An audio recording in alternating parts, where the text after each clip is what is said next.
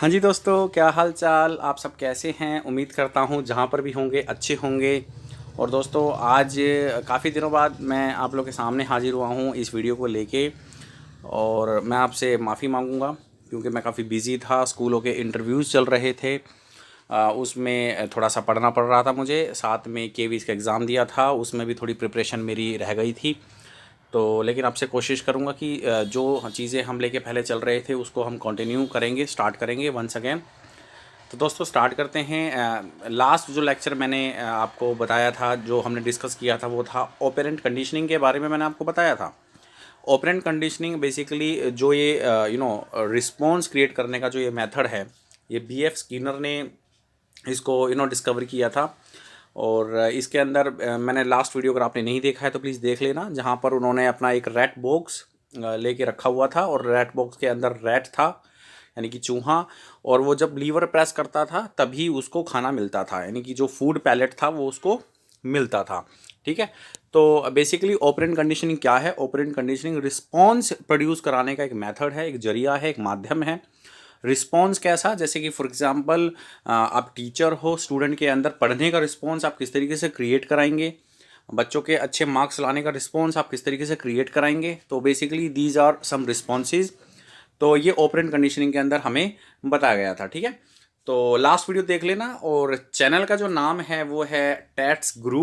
मैं फिर से रिक्वेस्ट करता हूँ, प्लीज़ अगर आपने सब्सक्राइब नहीं किया है, सब्सक्राइब जरूर करें। दोस्तों, आज हम स्टार्ट करते हैं मॉडिफिकेशन ऑफ बिहेवियर थ्रू री। ठीक है। मतलब हमें अपने बिहेवियर को मॉडिफाई करना है। और किसके थ्रू करना है? री के थ्रू करना है। तो काफ़ी सारे बच्चे सोच रहे होंगे कि भाई ये री क्या है, और काफ़ी सारे बच्चों ने तो ऑलरेडी पढ़ रखा होगा कि री क्या है। ठीक है। तो ये चीज़ के बारे में आज हम डिटेल में डिस्कस करने वाले हैं। तो प्लीज़ सब्सक्राइब जरूर करें चैनल को। और वैसे थोड़ा सा रिकैप मैं आपको दे देता हूँ कि हमने दो तरह की कंडीशनिंग पढ़ ली है बच्चों। फर्स्ट जो है वो है क्लासिकल कंडीशनिंग, जिसको इवान पैवलोव ने बनाया था। और जिसमें जहाँ पर क्लासिकल कंडीशनिंग भी, देखो क्लासिकल कंडीशनिंग की बात करें या फिर ऑपरेंट कंडीशनिंग की बात करें, जो ये दो मेथड हैं, कंडीशनिंग के मेथड हैं, यहाँ पर हम चीज़ों को लर्न करते हैं।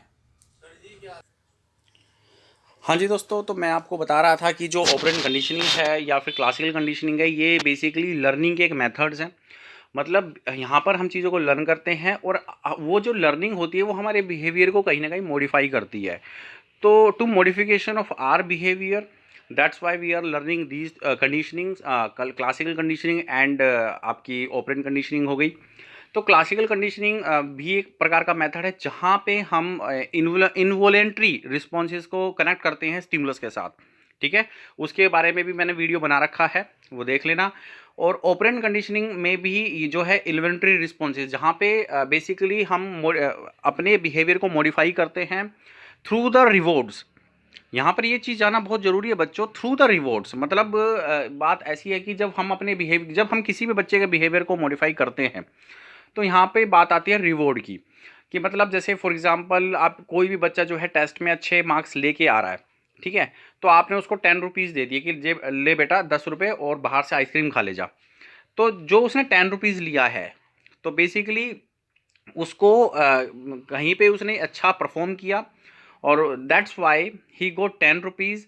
और उस 10 रुपये को लेके वो उसने आइसक्रीम खाई, तो उसको अब ये लगेगा कि भाई मैं जो है नेक्स्ट जब टेस्ट होगा तो उसमें भी मैं अच्छे मार्क्स लाने की कोशिश करूंगा, तो फिर से मुझे 10 रुपये मिलेंगे। तो जो जो यहाँ पे 10 रुपीज़ है वो एक प्रकार का रिवॉर्ड का काम कर रहा है। और बार बार जब आप उसको 10 रुपीज़ दोगे तो उसका जो ये एक्शन है, जो उसका रिस्पॉन्स है, ये क्रिएट होना स्टार्ट हो जाएगा। ठीक है। तो ये क्रिएट होना स्टार्ट हो जाएगा। तो ऑब्वियस ही बात है, हर चीज़ का एक नेगेटिव इम्पैक्ट भी होता है, तो यहाँ पर भी एक नेगेटिव चीज़ छुपी हुई है, तो जिसको मैं बिल्कुल एंड में, इस वीडियो के एंड में आप लोगों के साथ डिस्कस करने वाला हूँ। ठीक है। तो दोस्तों, ये मैंने थोड़ा सा आपको ब्रीफ दिया है अभी तक क्या घट चुका है, जो व्यूअर नए आए हैं इस चैनल पर। ओके। तो बेसिकली स्टार्ट करते हैं आज का लेक्चर, जो कि आज हम पढ़ना चाहते हैं। उसमें मैं आपको पढ़ाने वाला हूँ रीइंफोर्समेंट एंड ऑब्जर्वेशनल लर्निंग। ठीक है। तो यहाँ पे लिखा हुआ है बच्चों, much of the human learning could be explained with the help of operant conditioning method. For example, parents and other authorities attempt to discourage aggressive behaviour by punishing them and reward for good behaviour. अब यहाँ पर बच्चों मैं आपको एक concept clear करना चाहता हूँ कि देखो, सबसे पहले तो मैंने आपको ये बताया कि रीइंफोर्समेंट होता क्या है. तो बेसिकली रीइंफोर्समेंट एक प्रकार का रिवॉर्ड होता है जब हम किसी को किसी अच्छे काम के लिए या फिर किसी बुरे काम को रोकने के लिए हम उस पर्टिकुलर पर्सन को देते हैं. ठीक है. अब जैसे फॉर एग्जांपल मान लेते हैं कि कोई बच्चा है वो लड़ाई झगड़े में सारा दिन इन्वॉल्व रहता है, तो एज ए पेरेंट हम नहीं चाहते कि हमारा बच्चा जो है लड़ाई झगड़ा करे, तो हम उसको डांटेंगे, हम उसको पनिश करेंगे, तो वो भी एक प्रकार का रीइंफोर्समेंट माना जाता है. यहाँ पर ये समझना बहुत ज़रूरी है कि रीइंफोर्समेंट हमेशा ये नहीं होता कि किसी को हम हमेशा अच्छी चीज़ें दें, जैसे 10 रुपये दें या कुछ खाने का सामान दें या उसको कुछ रिवॉर्ड करें या उसको कुछ पुरस्कार दें. ये हमेशा ऐसा नहीं है. रीइंफोर्समेंट अगर देखो, रीइंफोर्समेंट के 2 टाइप्स होते हैं.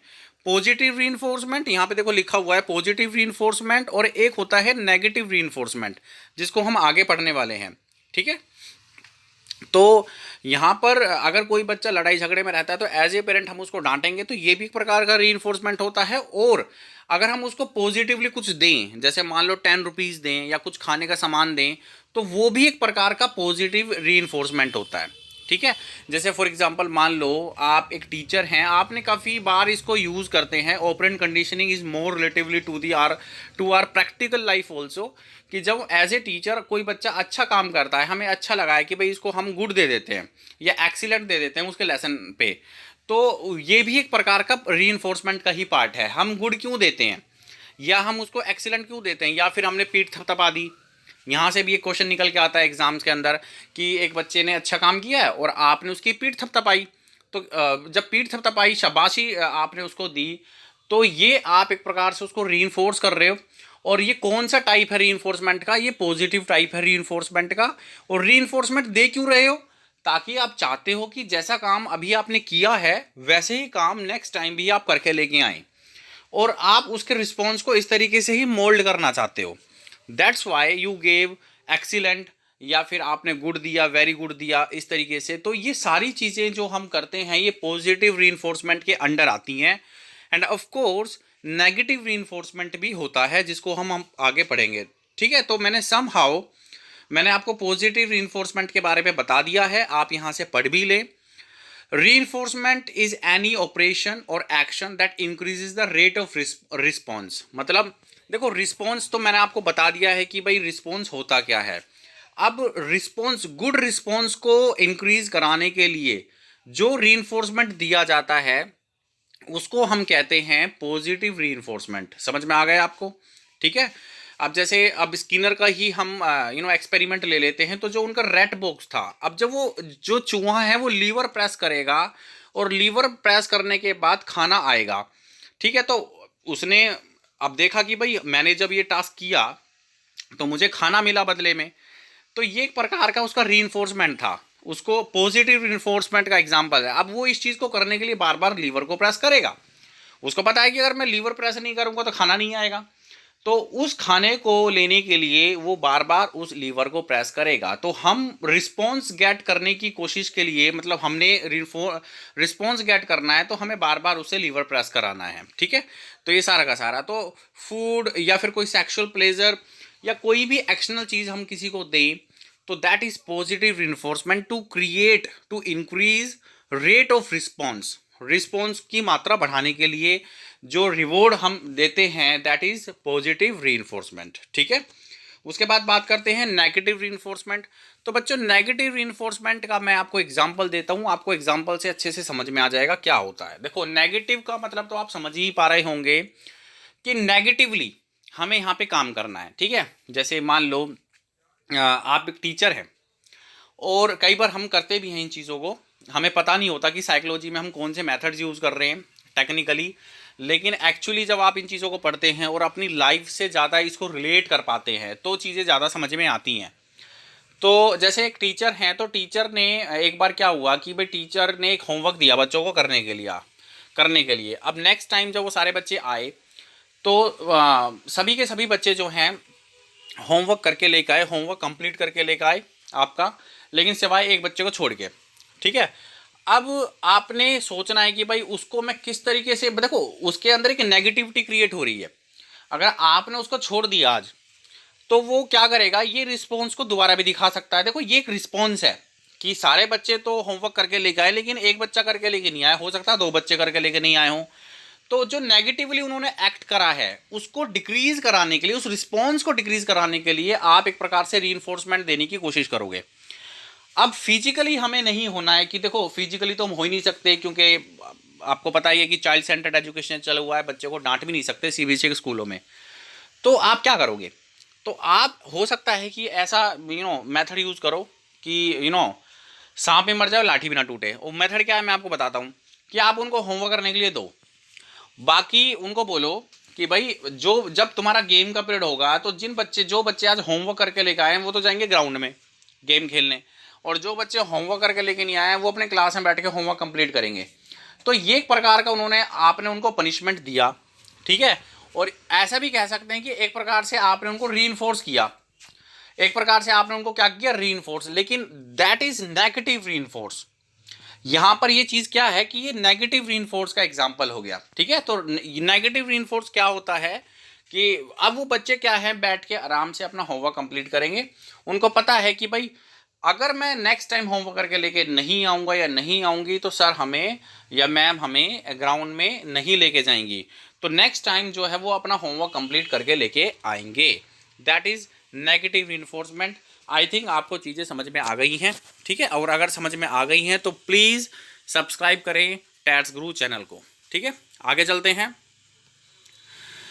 उसके बाद this is also very important, schedules of reinforcement, मतलब रीइंफोर्समेंट का स्केड्यूल क्या क्या होना चाहिए। अब ये सारी चीज़ें मैंने आपको समझा दी हैं कि पॉजिटिव रीइंफोर्स क्या होता है और नेगेटिव रीइंफोर्समेंट क्या होता है, ठीक है। तो भाई स्केड्यूल ऑफ रीइंफोर्समेंट का क्या मतलब है कि अब जैसे देखो रीइंफोर्समेंट जब हम देते हैं तो ये तीन प्रकार की होती हैं। मतलब जो स्केड्यूल है, मतलब जो देने का तरीका है, कब कब देना है, जैसे डॉक्टर ने दवाई कब कब देनी है, खुराक कब कब देनी है पेशेंट को, ये भी तो इम्पोर्टेंट है। तो एक होता है कॉन्टीन्यूअस मेथड कि जहाँ पे हम कॉन्टीन्यूसली जो है रिवॉर्ड करें, और एक होता है पार्शियल रीइंफोर्समेंट, वहाँ पर सीधी सी बात है कि हम कभी कभी हाफ टाइम के बाद जो है रीइंफोर्समेंट करेंगे। और एक होता है सम टाइम्स ओनली, कि कभी कभी दे दिया, कभी दिया, कभी नहीं दिया। तो ये तीन प्रकार के मेथड है। सुन लो बच्चों दोबारा से ध्यान से।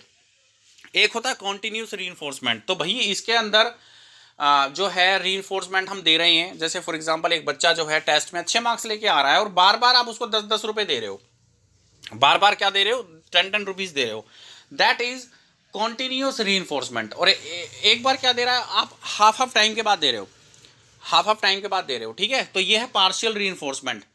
तो देखो कॉन्टिन्यूस रीइंफोर्समेंट का अपना देखो फायदा भी है और नुकसान भी है। नुकसान यहाँ पर क्या है जो मैं आपको स्टार्टिंग में बता भी रहा था, नुकसान क्या है कि भाई जो पॉजिटिव रीइंफोर्समेंट है ना, और सॉरी जो कॉन्टिन्यूस रीइंफोर्समेंट है, उसमें अगर आप बार बार रिवॉर्ड देते गए तो हो सकता है कि बच्चा जो है उस चीज़ का आदी हो जाए।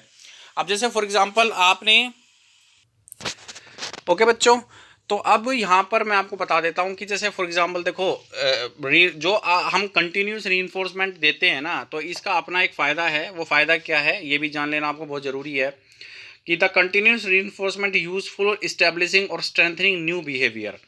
मतलब किसी भी नए बिहेवियर को अगर हमें क्रिएट कराना है या किसी भी नए बिहेवियर को अगर हमें जन्म दिलाना है तो कॉन्टिन्यूस रीइंफोर्समेंट दिया जाना चाहिए, ठीक है। जैसे नया नया बिहेवियर, अगर एक बिहेवियर एक्वायर्ड हो चुका है, आपको पता है कि भाई हाँ वो प्रैक्टिस में आ चुकी है चीज़, तो आप उसको कॉन्टिन्यूस रीइंफोर्स ना करें। आप उसको फिर आपको पता है कि उस बिहेवियर को जो एक्वायर्ड हो चुका है वो मेंटेन करना है, आप बस उस चीज़ को मेंटेन करना है। That is when where we use to give partial reinforcement. आप समझ गए मेरी बात को। जब न्यू बिहेवियर को हमें क्रिएट कराना होता है, प्रोड्यूस कराना होता है, एसोसिएट कराना होता है, तो फिर हम कॉन्टिन्यूस रीइंफोर्समेंट देते हैं। और जब हम किसी भी न्यू बिहेवियर जब एक्वायर्ड हो चुका होता है, वो एग्जिस्टिंग हो चुका होता है, तो हमें उसको मेंटेन कराने के लिए पार्शियल रीइंफोर्समेंट देना पड़ता है, ठीक है। तो ये चीज़ें समझ में आ गई हैं आपको अच्छे से, आई होप कि चलते हैं नेक्स्ट, हम चलते हैं आगे। आई होप कि आपको चीज़ें समझ में आ गई हैं। अब बात करते हैं ऑब्जर्वेशन लर्निंग की, जिसको हम मॉडलिंग भी कहते हैं। इसके बारे में भी मैं आपको बता देता हूं कि ऑब्जर्वेशन लर्निंग एक प्रकार का ऑब्जर्वेशन करने का एक मेथड होता है। देखो, ये भी एक टेक्निक होती है लर्न करने की, सीखने की, ठीक है। तो हम लर्निंग ऑब्जर्वेशन के थ्रू भी करते हैं, और बच्चे काफ़ी हद तक अनइंटेंशनली इस चीज़ को यूज़ करते हैं किसी चीज़ को लर्न करने के लिए। देखो, मैं आपको बताता हूँ, जैसे हमारे घर में छोटे छोटे बच्चे हैं, तो टीवी चला हुआ है, अब टीवी में कोई मूवी चल रही है, या फिर टीवी में कोई मैच चल रहा है, या कोई फाइटिंग का सीन आ गया है, तो बच्चे उस फाइट को देखेंगे, और बच्चे उस फाइट को देख के जो है वो अपने बिहेवियर में उस चीज़ को एक्वायर्ड करने की कोशिश करते हैं, ना चाहते हुए भी, और फिर वो बाहर लड़ाई झगड़ा करते हैं। तो ये जो उन्होंने बिहेवियर दिखाया है, ये कहाँ से सीखा? ये थ्रू ऑब्जर्वेशन, जिसको हम मॉडलिंग भी कहते हैं। तो दैट इज ऑब्जर्वेशन लर्निंग, और this is also called a modelling, ठीक है। और हम भी काफ़ी हद तक इन चीज़ों से इन चीज़ों को यूज़ करते हैं इंटेंशनली और अनइंटेंशनली। किसी चीज़ को देख के या किसी चीज़ को समझ के अच्छे से वहाँ से चीज़ों को, इन्फॉर्मेशन को गेट करना, ये भी एक प्रकार का ऑब्जर्वेशन लर्निंग का ही पार्ट है, ठीक है।